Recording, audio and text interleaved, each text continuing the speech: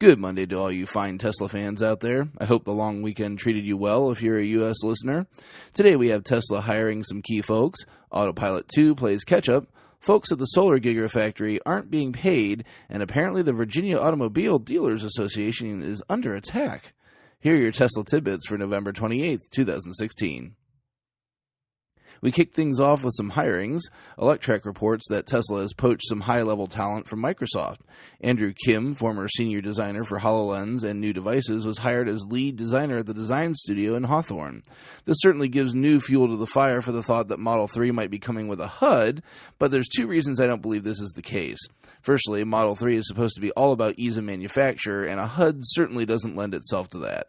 Secondly, Model 3 pencils down has long since passed. This is the type of hire you make to design something, and that something should already have been designed at this stage of the game.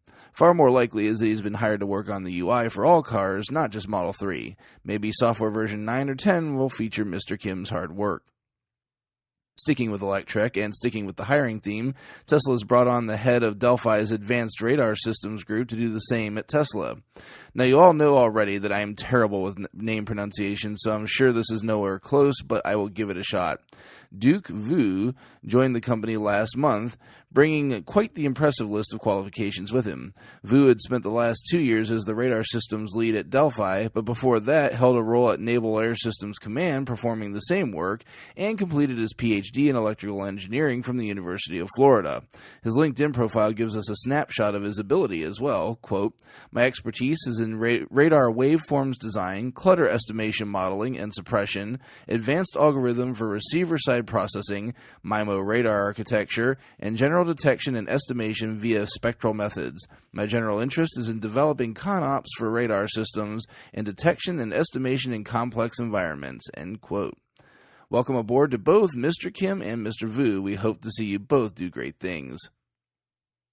We hop over to Twitter, where again we get a tidbit from Elon himself answering a tweet.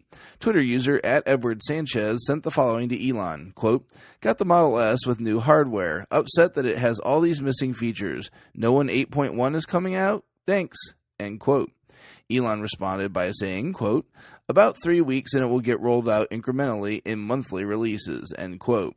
This is great news for owners of the cars produced since mid-October with the new hardware, as they are missing out on a lot of features that folks with AP1 hardware have, despite having the newer hardware. Some of these you wouldn't even associate with the Autopilot system and are quite surprising.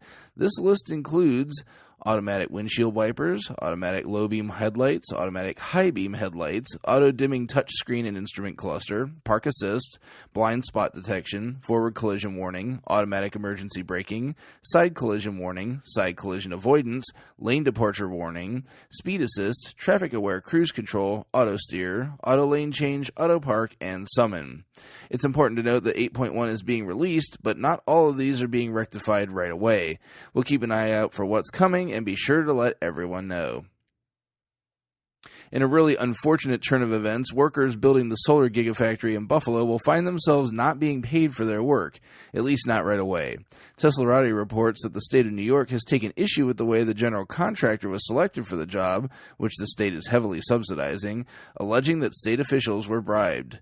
Due to this scrutiny, the state is now scrutinizing all payments made for the project, causing delays and inconveniencing the workers who are actually doing the work that had nothing to do with the scandal. As of the publishing of this article, the state's last payment was made in September for work completed in June. The president of Empire State Development, Howard Zemsky, issued a statement saying, quote, "Everyone will get paid for their work, but in light of the investigation, the payment process has extra layers of review and takes additional time," end quote. New York is providing $485 million in funding for the project, which expects to employ 1,500 people in the state, in addition to 1,400 jobs for companies that would supply the materials. Lastly, we have a stop in the comedy department again, as the president of the Virginia Automobile Dealers Association has made an unintentionally hilarious video to rally the troops in the state. Electrek reports on the YouTube video where the president tells his charges that they are under attack and that it's not only Tesla that's coming for their business.